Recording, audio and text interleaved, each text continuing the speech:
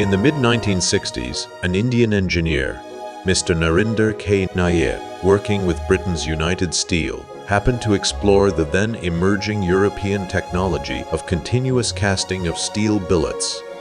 When as an employee of United Steel Company's Sheffield, where a pilot plant was built to see how billets could be produced through continuous casting route. Now I immediately saw there as a tremendous opportunity for a technology like this in India, which was going to develop a steel industry. He quit his job in England and returned to India with a dream to modernize steel production in the country. But what he did not anticipate was a long race, meeting one challenge after another. First challenge was to get friends in Concast AG in Zurich to agree for something to be done locally and indigenously with my taking the initiative. The next challenge was to persuade the Indian government. If you recall, in 1960s and 70s, the government was not encouraging import of foreign technology. In India, then it was the controlled economic regime and imports of only Russian technology and machines were permitted.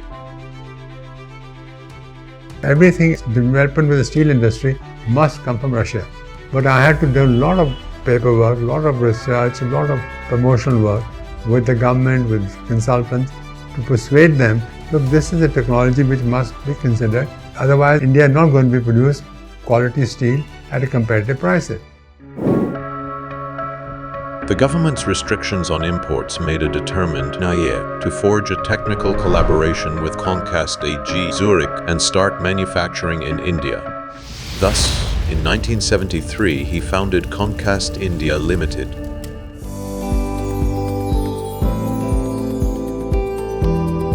Over the years, Concast India paved the way for setting up several mini-steel plants in India by offering modern technological solutions in steel melting with continuous casting. Most of the mini-steel sector, the secondary steel making, is based on Concast technology. And from billet caster, we went into the other areas. Mini slab caster, broom caster, beam bank caster. So today I would imagine Concast India is present throughout the mini-steel sector. Can be considered architects of development of a mini-steel sector in India. When the 90s heralded the era of globalization of the Indian economy, it posed two major challenges for Concast India. One was a question of its very own existence, and the other was exploring a worldwide market. So that's when Concast came to us and look, they wanted to acquire my share and they wanted to set up a separate company in competition with that. We had a lot of discussion and finally agreed to part ways. We bought over their share and we became a fully Indian company.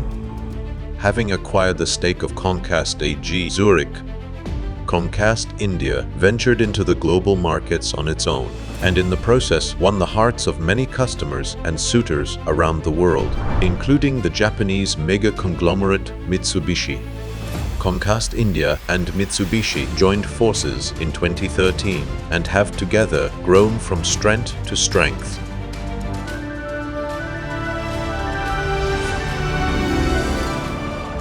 In 2023, 50 years after its founding, Concast India celebrated its Golden Jubilee and went on to achieve a world record of installing 68 continuous casting machines in a single year across multiple countries. When I set up a company 50 years ago, little did I realize I was sowing the seeds which will one day blossom into an organization, play a significant contribution in the development of the mini steel industry in India. I've been very grateful to all my staff. They've been a great support to me. People like Mr. Mathai, Mr. Shah, Mr. Prashad Nair, they've all been the backbone of what we have achieved. Without their support, without their help, I would not have been able to achieve what we have achieved today. And more importantly, I have to thank my family who supported me while I was in early years traveling day in and day out. And my wife supported the family, supported the children, and children later on supported. And they have been a great support in building up this organization. Having founded Concast India with pioneering technologies and nurturing it to become a global leader, N.K. Nayar had proved his mettle as a businessman with a steely resolve. While doing so, he was also equally committed to the development of industry and commerce in India as a torchbearer of prominent industry associations. CII, you heard, I was invited to join the governing board. For 8 years, I was a member of the National Council. He has held a leadership position in the Confederation of Indian Industry.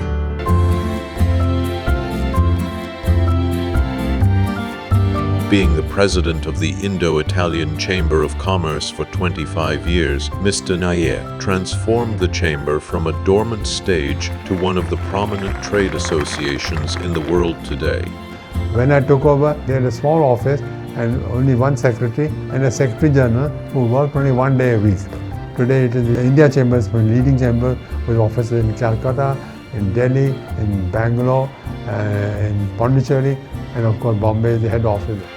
The parent chamber in Rome invited me to join their governing board. For 8 years I was on the parent body of the Italian chamber.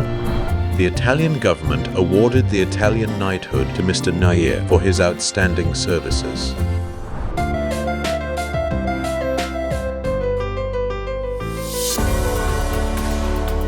Bombay first. I was a member of the managing committee of Bombay Chamber of Commerce Industry. We said the city was losing its importance, not getting investments. We should be a financial center, we were not having any. What could be done? I looked around, and there was an organization called London First. When I was in London, I talked to them, told them what they had done. And they were exactly a similar situation. London was losing its importance. They set up, business community set up London First. So I came back, we had a meeting here in Bombay Chamber, we decided we want to set up Bombay First. That established a very good public-private partnership with the state government. Because I was initially involved in it, so I became basically the face of Bombay First. From an idea that became a progressive movement called Mumbai First, Mr. Nayar is recognized for his relentless pursuits.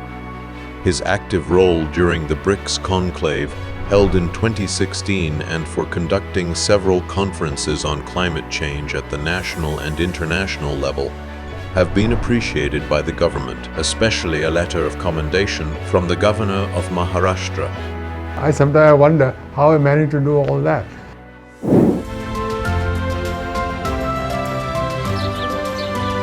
A pioneering entrepreneur and a technocrat, Mr. Nayar transformed the Indian steel industry across 5 decades. He also championed the cause of international trade and commerce and played an active role to pursue the dream of transforming Mumbai into a global destination for the development of industry and commerce. Narinder K. Nayar, an industrialist, a philanthropist, and a champion of change for industrial transformation.